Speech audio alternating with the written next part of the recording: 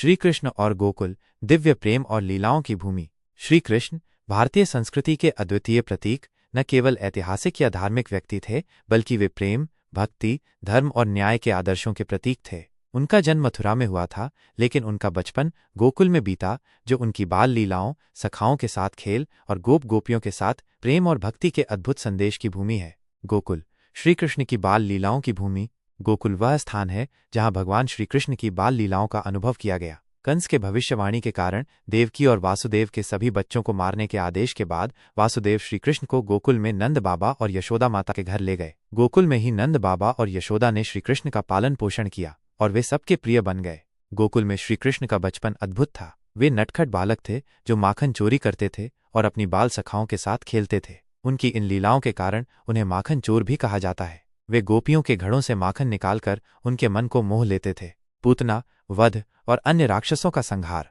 गोकुल में रहते हुए श्री कृष्ण ने कई असुरों का वध किया। जब कंस को पता चला कि वासुदेव देवकी का 8वां पुत्र जीवित है, तो उसने कई राक्षसों को भेजा ताकि वे श्री कृष्ण को मार सकें। सबसे पहले पूतना नामक राक्षसी ने कृष्ण को विषपान कराने का प्रयास किया, लेकिन श्री कृष्ण ने उसका वध कर दिया। इसी प्रकार शक्टासुर और तृणावर्त जैसे असुरों का भी उन्होंने संहार किया। गोवर्धन पूजा और इंद्र का अहंकार भंजन। गोकुल के लोग हर वर्ष इंद्रदेव की पूजा किया करते थे, क्योंकि वे मानते थे कि इंद्र ही वर्षा लाते हैं। लेकिन श्री कृष्ण ने उन्हें समझाया कि हमें प्रकृति और गोवर्धन पर्वत की पूजा करनी चाहिए, क्योंकि वे प्रत्यक्ष रूप से हमारी रक्षा और पालन पोषण करते हैं। इस कारण गोकुलवासियों ने इंद्र की पूजा छोड़ दी और गोवर्धन पर्वत की पूजा करने लगे।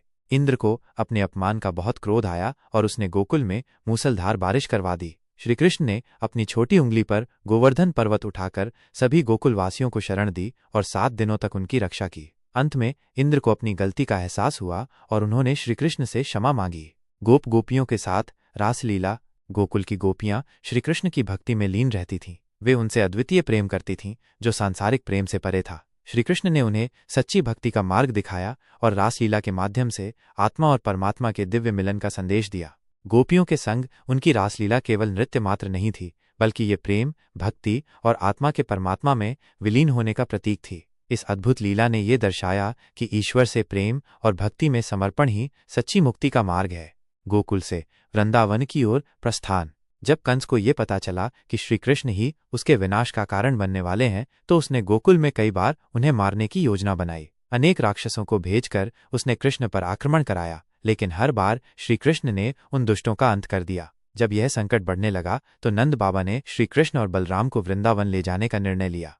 गोकुलवासियों के लिए ये बहुत दुखद क्षण था। सभी गोप गोपियां, ग्वाल बाल और यशोदा माता श्री कृष्ण के बिना अधूरे हो गए। लेकिन ये सब श्री कृष्ण की लीला का ही एक भाग था। गोकुल का महत्व। गोकुल आज भी भक्तों के लिए एक पवित्र स्थान है। यह वो भूमि है जहां भगवान श्री कृष्ण ने अपने बचपन के अद्भुत क्षण बिताए। भक्तजन आज भी गोकुल में जाकर उनकी बाल लीलाओं को स्मरण करते हैं और भक्ति भाव में लीन हो जाते हैं। श्री कृष्ण और गोकुल एक दूसरे के पर्याय हैं। श्री कृष्ण के बिना गोकुल अधूरा है और गोकुल के बिना श्री कृष्ण की लीलाएं अधूरी हैं। गोकुल हमें सिखाता है कि प्रेम, भक्ति और निस्वार्थ सेवा से हम ईश्वर के अधिक निकट जा सकते हैं। यह स्थान हमें बताता है कि जीवन में सरलता, प्रेम और आनंद ही सबसे महत्वपूर्ण है। निष्कर्ष।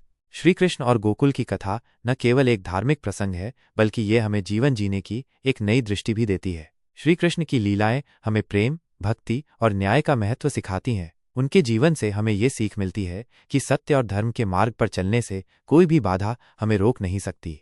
गोकुल की भूमि आज भी हमें श्री कृष्ण की बाल लीलाओं की याद दिलाती है और हमें सच्चे प्रेम एवं भक्ति का मार्ग दिखाती है। श्री कृष्ण का गोकुल से अटूट संबंध हमें ये संदेश देता है कि भगवान सदा अपने भक्तों के साथ होते हैं, चाहे परिस्थितियां कैसी भी हों।